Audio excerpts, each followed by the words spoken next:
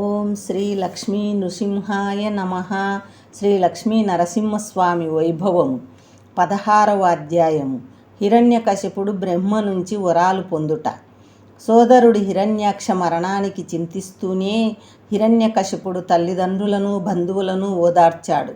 అనంతరం రాజ్యపాలనా భారాన్ని మంత్రులకు అప్పగించి తాను మందరగిరికి పోయి ఘోరమైన తపస్సుకు ఆచరించుటకు సిద్ధమయ్యాడు.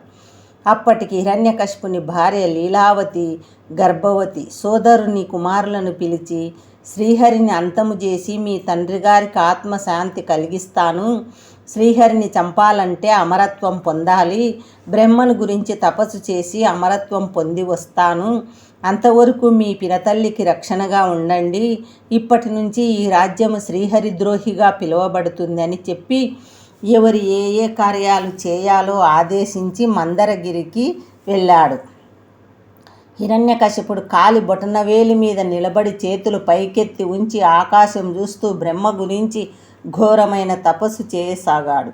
బంగారు రంగు వెంట్రుకలతో తీక్షణమైన కిరణాలతో ప్రకాశించే సూర్యుడిలా ఉన్నాడు.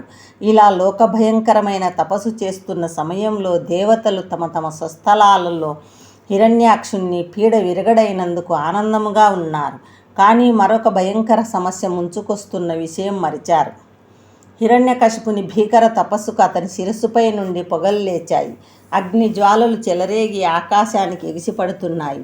ఆ తాపానికి భూమండలం పర్వతాలతో సహా కంపించిపోతోంది. సప్త సముద్రాలు అల్లకల్లోలం కాసాగాయి.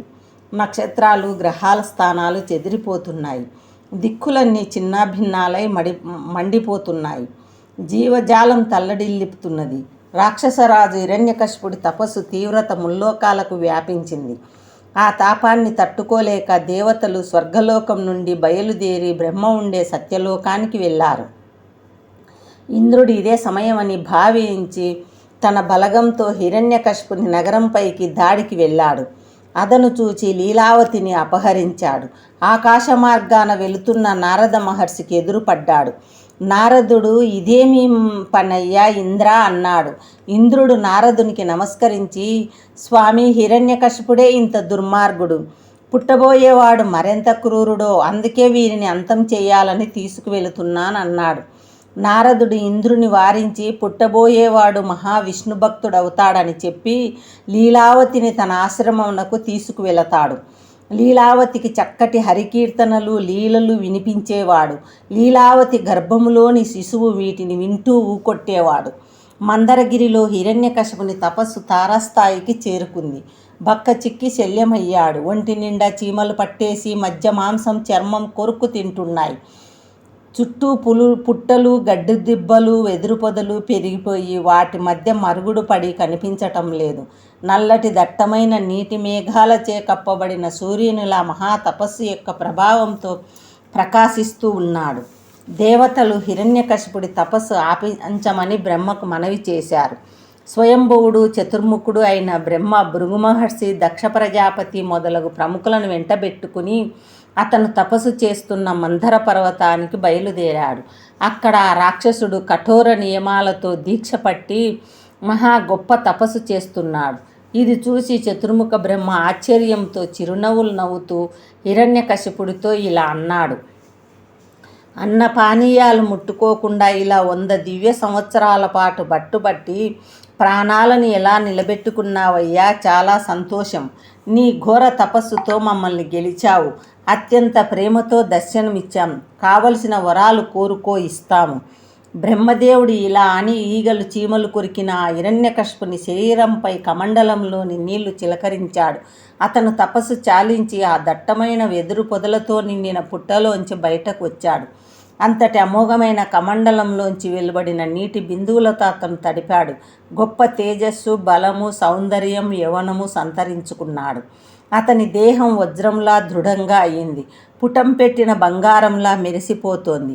అలా అతను ఎండిన కట్టెలలో నుండి వచ్చే మంటలలా ఉజ్వలంగా మెరిసిపోతున్నాడు. శ్రీహరి శత్రువైన హిరణ్యకశిపుడు అప్పుడు సరస్వతీదేవి పతియు, ఆనందమును ఇచ్చువాడును, భక్తులను కాదనక కాపాడువాడును, మంచి తాపసులకు మించిన వరాలిచ్చువాడును, లోకాలను పుట్టించిన వాడును సకల ప్రాణుల నుదుటి వ్రాతను వ్రాసేవాడును అయిన బ్రహ్మదేవుడికి నమస్కరించి ఇలా స్తుతించాడు.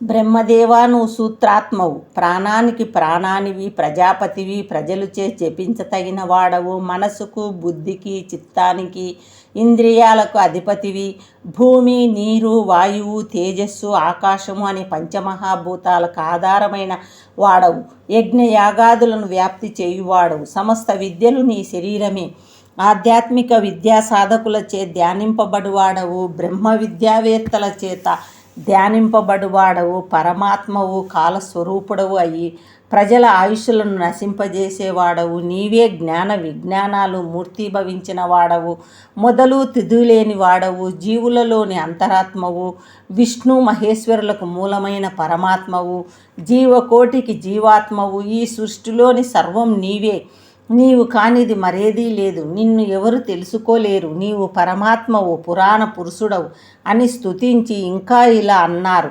బ్రహ్మదేవుడా, కమలాకరా, దయాసాగరా, కోరిన వారి వరాలను ప్రసాదించి పాలించుటలో నిన్ను మించిన వారు ఎవరూ లేరు. నువ్వు వరాలు ప్రసాదిస్తానంటున్నావు, అయితే నేను నా కోరికలను కోరుకుంటాను. సమస్త లోకాలకు అధిపతివైన ఓ బ్రహ్మదేవా, గాలిలో కానీ, నేల మీద కానీ, నిప్పుతో కానీ, నీటిలో కానీ, ఆకాశంలో కానీ, దిక్కులలో కానీ, రాత్రి సమయంలో కానీ, పగటి సమయంలో కానీ, చీకట్లో కానీ, వెలుగులో కానీ, జంతువులచే కానీ, జలజంతువులచే కానీ, పాములచే కానీ, రాక్షసులు, దేవతలు, మానవులు మున్నగు వారితో యుద్ధములో సమస్త అస్త్రాలు శస్త్రాల వలన కానీ మరణము లేని వరం ప్రసాదించు. ఇంకా యుద్ధాలలో తనకి ఎవరు ఎదురు నిలవలేని అంతటి శౌర్యం మరియు సమస్త లోకాలను పాలించే వారందరినీ ఓడించే చేవ, సమర్థత, భూభువహ, సువహ అనే ముల్లోకాలు మూటిపైన జయం కావాలని హిరణ్యకశిపుడు వరం కోరాడు. అతని తపస్సుకు సంతోషించి అట్టి వరాలు దుర్లభాలు అయినా బ్రహ్మదేవుడు అనుగ్రహించాడు. ఓ కశ్యపపుత్ర, హిరణ్యకశిప, విను.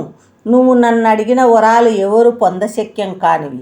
ఇలాంటి వరాలు ఇంతకుముందు ఎవరూ కోరలేదు. నీ తపస్సుకు చాలా సంతోషించి అందలి కరుణతో 21 వరాలు ప్రసాదిస్తున్నాను. నేర్పు, న్యాయం కలిగి మంచి బుద్ధితో మెలుగుతూ బ్రతుకుము. అలా బ్రహ్మదేవుడు తిరుగులేని వరాలను దితి కొడుకు హిరణ్యకశిపునికి ప్రసాదించాడు. ఆ రాక్షసుడు ఇలా కోరుకున్న వరాలన్నీ పొందాడు. తన శత్రువు శ్రీహరి కుమారుడైన బ్రహ్మదేవుని నుంచి మొత్తం 21 వరాలు పొందాడు. అందుకనే అసంబద్ధ కోరికలను హిరణ్య వరాలు అంటారు. ఆ వరాలను లోక కళ్యాణానికి ఉపయోగించలేదనుకో, అవి వికటించి వాడినే అంతం చేస్తాయి. శాంతి శాంతి శాంతి. 16వ అధ్యాయం సంపూర్ణం. శ్రీ లక్ష్మీ నరసింహస్వామి పావనార్పణమస్తు.